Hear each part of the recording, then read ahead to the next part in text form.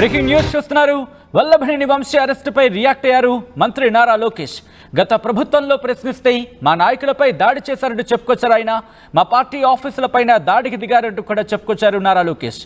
ఆ రోజుల్లోనే red book చూపించి చర్యలు తీసుకుంటామని చెప్పాం.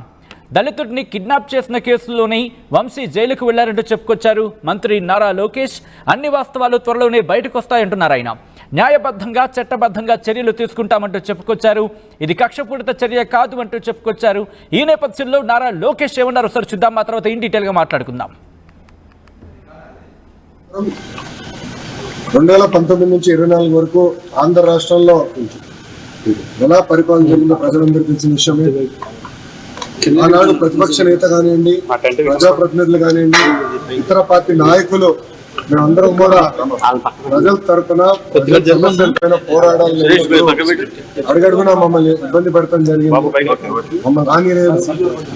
ప్రతిపక్ష నేతని ఇంటి నుంచి బయటికి రానికుండా గేటు కూడా ఆనాడు దాడి కట్టేస్తాం జరిగింది.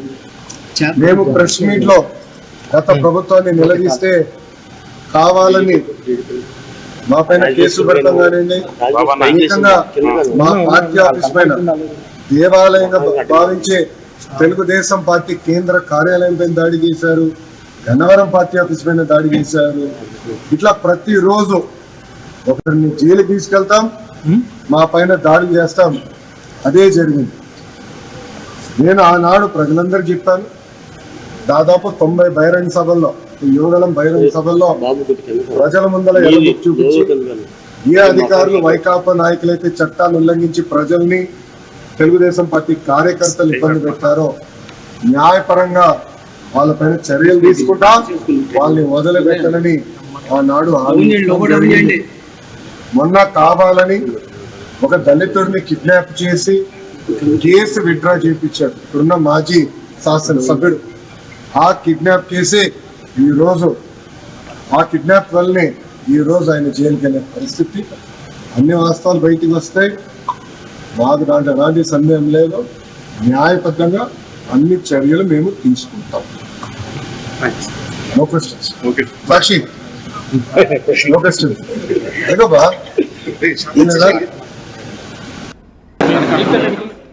రైట్, అది మంత్రి నారా లోకేష్ చెబుతోంది. మరి ముఖ్యంగా ప్రజా పోరాటంలో మమ్మల్ని ఇబ్బంది పెట్టారు, ఇంటి నుంచి బయటకు రాకుండా చేశారు, ప్రశ్నిస్తే కేసులు పెట్టారు. ఈ నేపథ్యంలోని తెలుగుదేశం పార్టీ ఆఫీసులకు సంబంధించి కేంద్ర కార్యాలయం మీద దాడి చేశారు, గన్నవరం ఆఫీస్ మీద దాడి చేశారు. ఈ నేపథ్యంలో యువగలం సభలోనే చెప్పాను అంటూ కూడా ఆయన చెప్పుకొచ్చారు. మరి ముఖ్యంగా ఎవరైనా ఇబ్బందికర వాతావరణం సృష్టిస్తే న్యాయపరంగా మేము ముందుకు వెళ్తాం, న్యాయపరంగా చర్యలు తీసుకుంటామని చెప్పారు.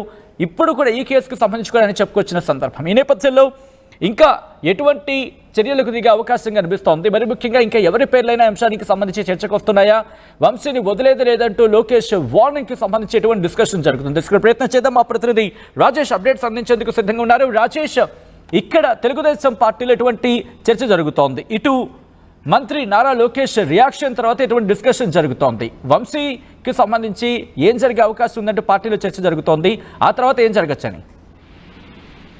వల్లభనేని వంశీ అరెస్టు తర్వాత మొదటిసారి మంత్రి నారా లోకేష్ అయితే స్పందించారు. గన్నవరం ఎయిర్పోర్ట్ లో ఆయన మీడియాతో మాట్లాడుతూ వివరణ, అంటే వల్లభనేని వంశీని ఏదో రాజకీయ కక్షపూరితంగా ఉద్దేశపూర్వక అరెస్ట్ చేశామనే ప్రచారానికి సంబంధించిన విషయంలో ఆయన క్లారిటీ ఇచ్చారు.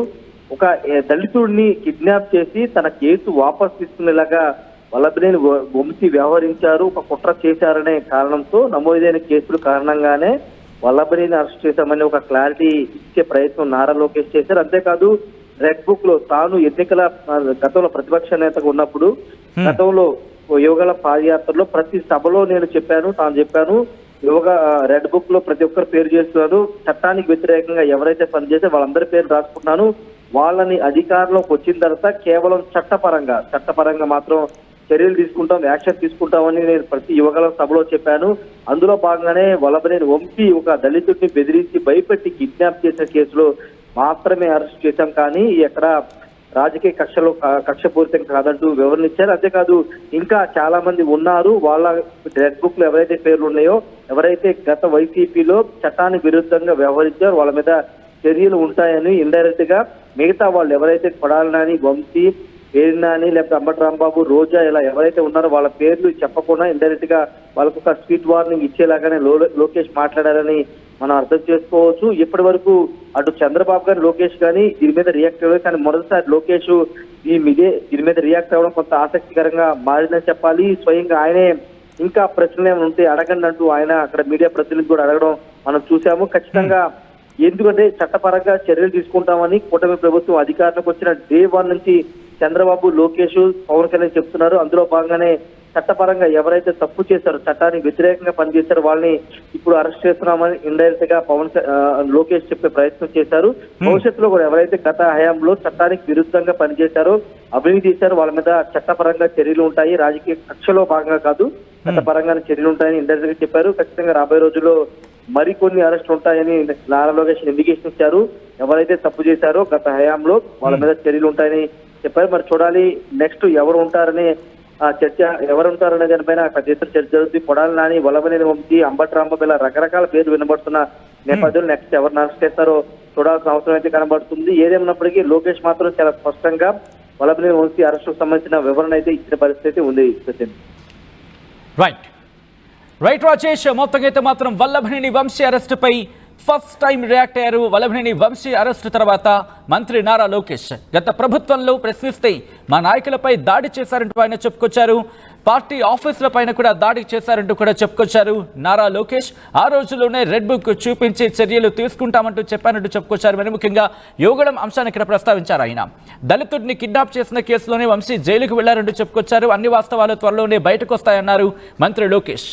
న్యాయబద్ధంగా, చట్టబద్ధంగా చర్యలు తీసుకుంటామంటూ చెప్పుకొచ్చారు ఆయన. అందరికి నమస్కారం. 2019 నుంచి 24 వరకు ఆంధ్ర రాష్ట్రంలో ఎలా పరిపాలన జరిగిందో ప్రజలందరికీ తెలిసిన విషయమే. ఆనాడు ప్రతిపక్ష నేత కానివ్వండి, ప్రజాప్రతినిధులు కానివ్వండి, ఇతర పార్టీ నాయకులు మేమందరం కూడా ప్రజల తరఫున ప్రజల సమస్యలపైన పోరాడాలని అడుగడుగునా మమ్మల్ని ఇబ్బంది పెడతాం జరిగింది. మమ్మల్ని రానిలేదు. ఏకంగా ప్రతిపక్ష నేతని ఇంటి నుంచి బయటికి రానికుండా గేటు కూడా ఆనాడు తాడి కట్టేస్తాం జరిగింది. మేము ప్రెస్ మీట్ లో గత ప్రభుత్వాన్ని నిలదీస్తే కావాలని మా పైన కేసు పెడతాం కానివ్వండి, ఏకంగా మా పార్టీ ఆఫీస్ పైన, దేవాలయంగా భావించే తెలుగుదేశం పార్టీ కేంద్ర కార్యాలయం పైన దాడి చేశారు, గన్నవరం పార్టీ ఆఫీస్ పైన దాడి చేశారు. ఇట్లా ప్రతిరోజు ఒకరిని జైలుకి తీసుకెళ్తాం, మా పైన దాడులు చేస్తాం. అదే జరిగింది. నేను ఆనాడు ప్రజలందరికీ చెప్పాను. దాదాపు 90 బహిరంగ సభల్లో, యోగలం బహిరంగ సభల్లో ప్రజల ముందర ఎలబుక్ చూపించి ఏ అధికారులు వైకాపా నాయకులైతే చట్టాన్ని ఉల్లంఘించి ప్రజల్ని, తెలుగుదేశం పార్టీ కార్యకర్తలు ఇబ్బంది పెట్టారో న్యాయపరంగా వాళ్ళపైన చర్యలు తీసుకుంటా, వాళ్ళని వదిలిపెట్టనని ఆనాడు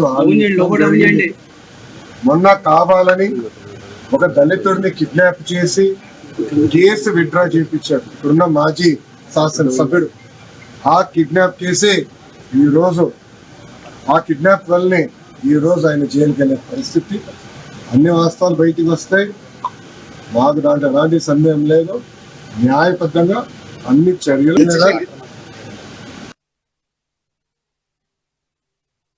ఆర్టీవీ యాప్ వార్తల్ని క్షణాల్లో చదివే అవకాశం ఉంటుంది. ఒక న్యూస్ పేపర్, ఒక టెలివిజన్ ఛానల్ మీ చేతుల్లో ఎప్పుడు ఉంటుంది.